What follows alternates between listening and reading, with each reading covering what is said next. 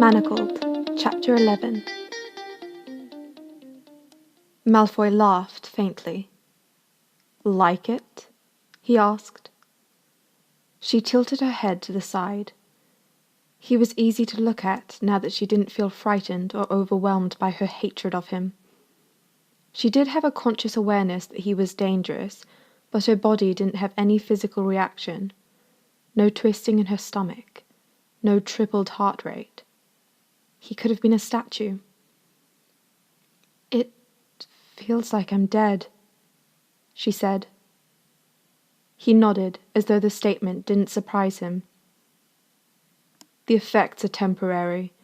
It will fade after 12 hours, and eventually you'll become immune. It should work long enough for you to acclimatize to the manner and estate." Hermione stared up at him. You're being different to me now. You're less mean.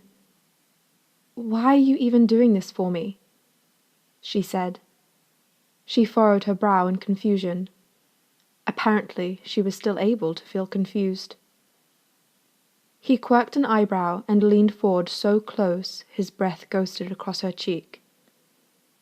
"I'm not doing this for you, mudblood," he said softly into her ear. "I'm doing it for me." "You wouldn't react anyway." He straightened. "See? Nothing. No elevated pulse.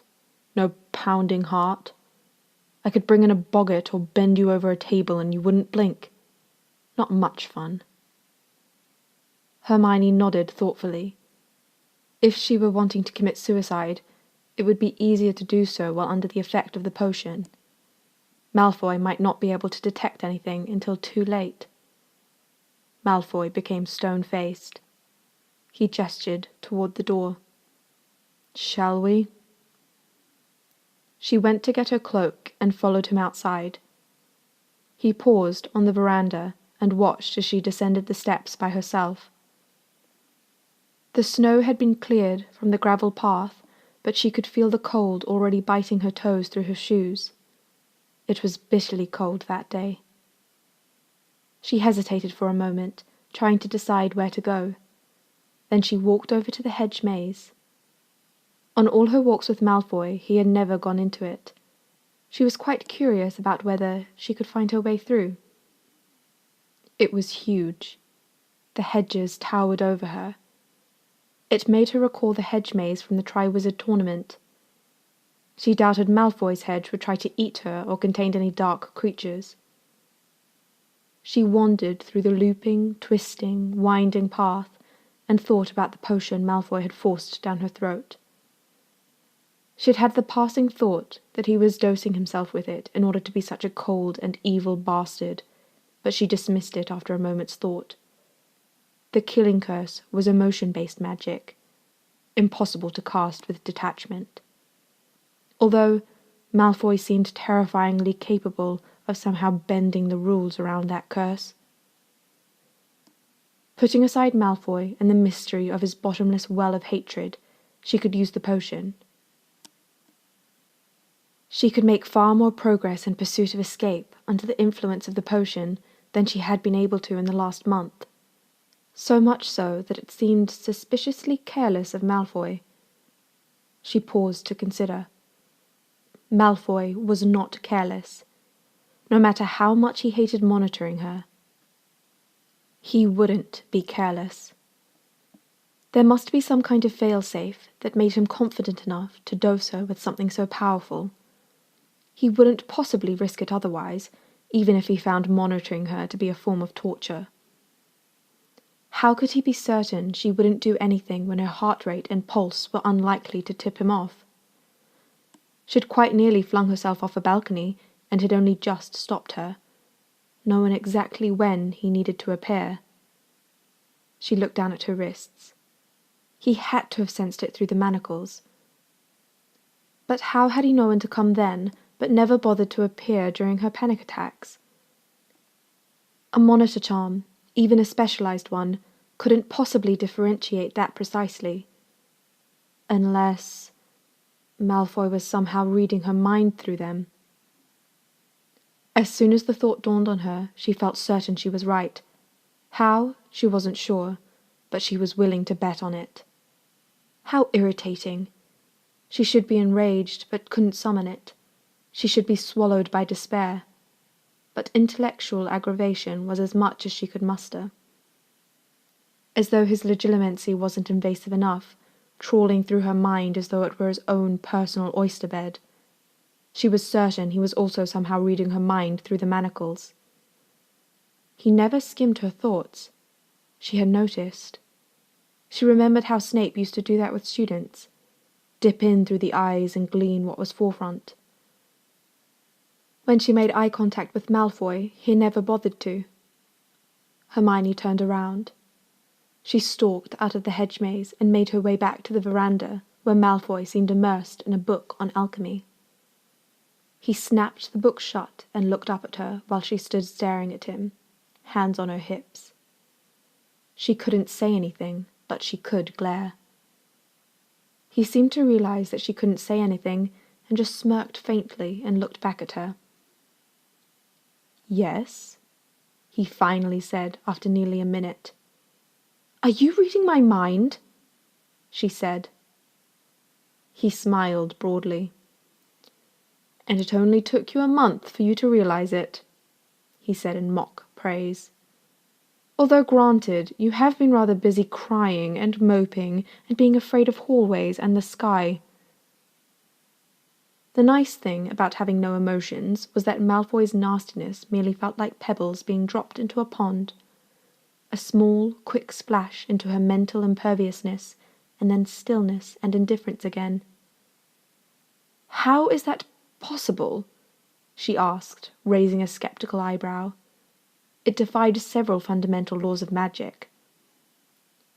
"Rest assured, mudblood, I'm not reading all of your thoughts. If I had to subject myself to the constant stream of your consciousness, I would probably avada myself. You only register when you're doing something interesting. And it spares me from having to show up just because you're trying to descend a staircase by yourself." Non-drugged Hermione would have flushed angrily at his mockery, but present Hermione just blinked and considered the information. So it wasn't a constant thing. That was good to know. But when something registered enough, he was somehow able to delve in and read her foremost thoughts. That was a problem. She studied him. She would have to steal whatever it was that he was monitoring her with. Umbridge had described it as a charm carried by the head of household. Hermione wasn't sure what it could be. Magical charms were normally something metal to channel the magical connection, and they needed to be worn. Necklaces or bracelets or rings were the most common. Malfoy didn't seem to wear any jewelry, not even a wedding band. The only visible piece on him was the black ring on his right hand. Maybe that was it. "You can't steal it," Malfoy drawled. She looked up at him sharply. "It's not a thing. It's not this," he said, and raised his hand to show her the band she'd been eyeing. He slid it off his finger and tossed it to her. She caught it reflexively and studied it. It was some kind of black metal. It didn't seem to have any kind of strong magical signature the way something connected to the manacles would, but maybe it still was. He might be lying. Maybe he was trying to misdirect her. She wondered what he'd do if she swallowed it. He burst out laughing. "Don't swallow it." She looked up sharply, and he quirked an eyebrow knowingly. He smirked and held out his hand. She reluctantly dropped it into his palm, and he slid it back onto his finger. "As I said, it's not a thing. You can't steal the trace. Not the one on you. They used blood magic to make your manacles." Hermione stared at him in astonishment. "I'm in your head?" she said, her mouth dropping open slightly as the realization struck her. They had taken her blood. When she was at Hogwarts, they had taken vials of her blood and her hair. She had assumed it was for genetic testing. It hadn't occurred to her that it would be used to perform a blood magic ritual. That meant she was, by her lifeblood, tied into Malfoy's consciousness. He could sense her in the back of his mind. It was like blood wards on estates and castles, creating a subconscious connection to the lord in possession of it. Blood wards allowed the owner to detect when someone entered or tried to tamper with anything. Hermione existed in Malfoy's mind in a similar manner. If she weren't entirely emotionless, she would have been cold with horror. He nodded. Your Potter's mudblood. Additional security measures were considered necessary. So, let us establish now how things work. I will always know what you're doing, and I will always be able to find you, unless you can get those manacles off. He eyed them and gave a faint smile.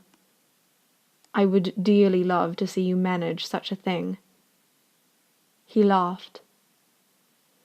Perhaps you can start by seducing me, he advised drolly, leaning back in his chair and looking her up and down. Steal my heart with your wit and charms. Hermione rolled her eyes. Right, maybe tomorrow, she said, her mind already churning.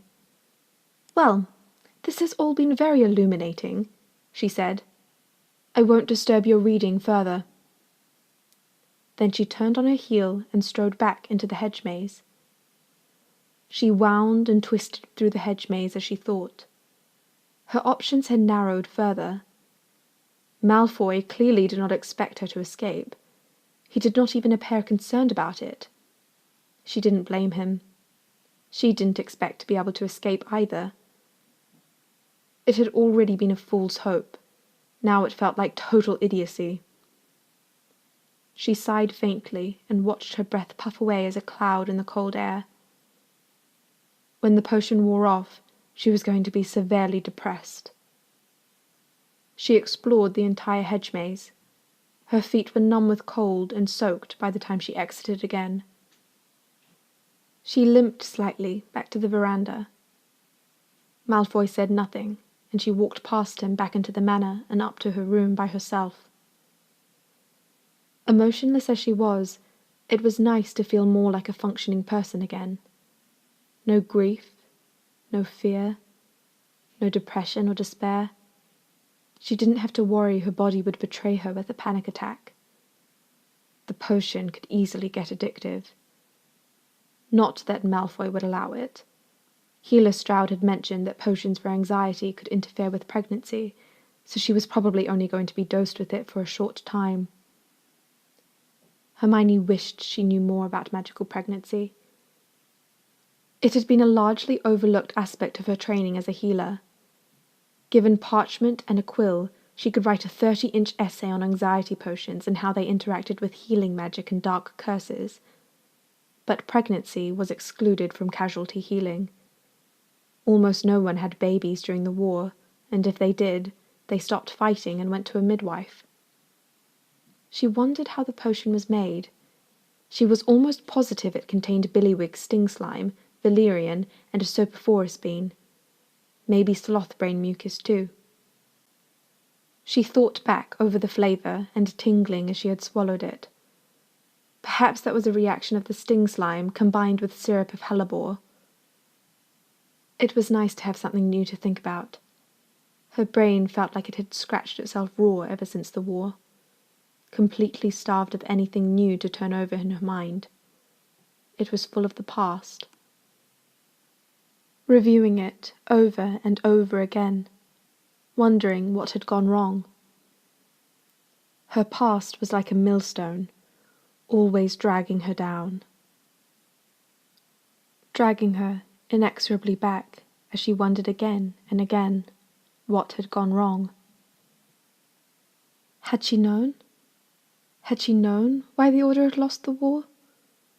Known and hidden that information? Chosen to torture herself by concealing it? Why? As Malfoy had said, she had lost the war. What would she bother protecting, even in the aftermath? knowing that everyone she cared about was already imprisoned or dead. Like Dumbledore's death, the details surrounding the end of the war felt foggy. She couldn't remember why they had gone to Hogwarts. She couldn't even remember getting captured. She remembered Harry dying, and then she was in a cage, watching the Weasleys being tortured. She'd assumed she'd blanked due to shock. Hermione explored the entire wing of the manor from top to bottom before nightfall. The attics, every closet, and servant stairs and tunnels. She didn't comb through the rooms, but she hoped, if she grew familiar with them, that she'd be able to come back without panicking or having a nervous breakdown even without the potion. She wondered how many house elves the Malfoys had. There wasn't so much as a cobweb in the darkest corners of the attic. The next morning she woke and felt like a boulder had been placed on her chest. Pinned to her bed and overwhelmed by the whiplash of despair she'd been unable to experience the day before, she fought to breathe. The 12-hour respite made all her emotional pain hurt more, cast it into stark relief. She hadn't realized how deep the cuts of grief and loneliness reached inside her until she was briefly freed from the pain of them. As the weight of it bore down on her once more, she felt as though she were being ground to dust. She could almost feel the edges of herself crumbling and breaking, dissolving into ether. There was almost nothing left of her but hurting. Her spine and the back of her neck felt overheated, while the rest of her body was clammy and ice-cold. Her skin was damp, as though she'd sweated the potion out in the night. She rolled from the bed and was violently sick upon the floor before she could bolt for the bathroom.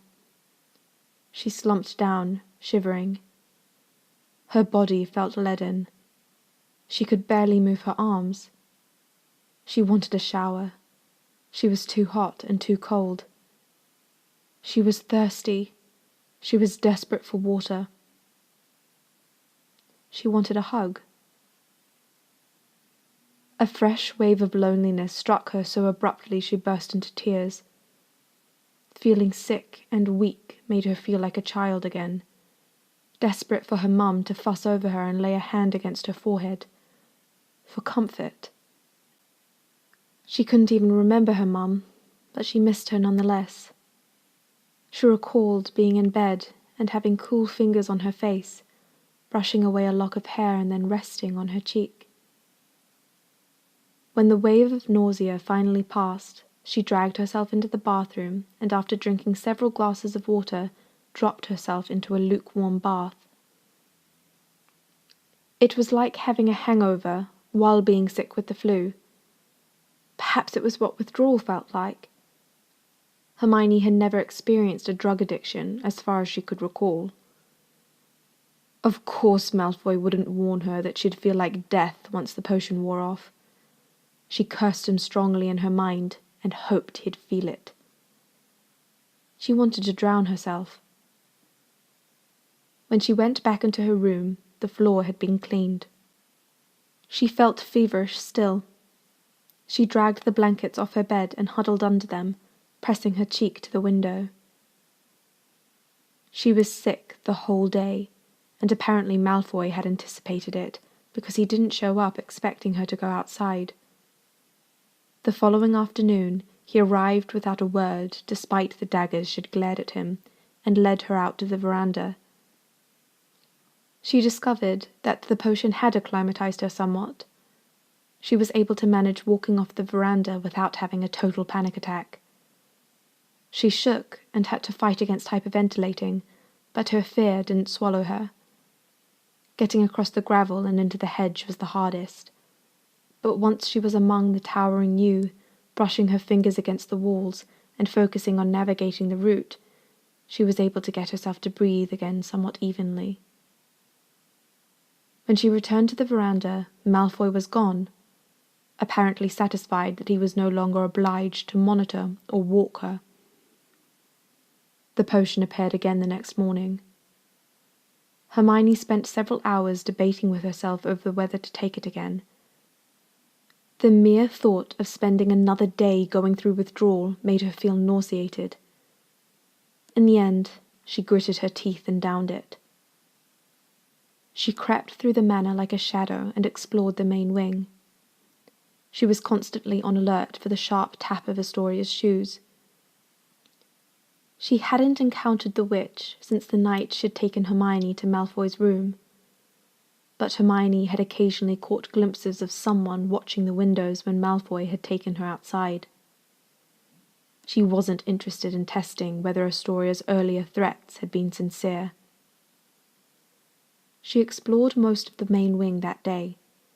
There were so many doors that were locked, she realized that Malfoy had probably keyed the manor with her blood, caged her within her own blood signature. The next day, her withdrawal was worse. Then 3 days later, the potion did not appear with breakfast. Hermione suspected she knew why, and could barely eat. She paced madly in her room, and then went and sat under the spray of the shower down the hall for an hour while she tried to stop shaking. After dinner, a house elf appeared to take the dishes away. "You is to get ready for tonight," it said, before vanishing. Hermione sat frozen in her chair. She'd assumed as much. Confirmation still felt worse.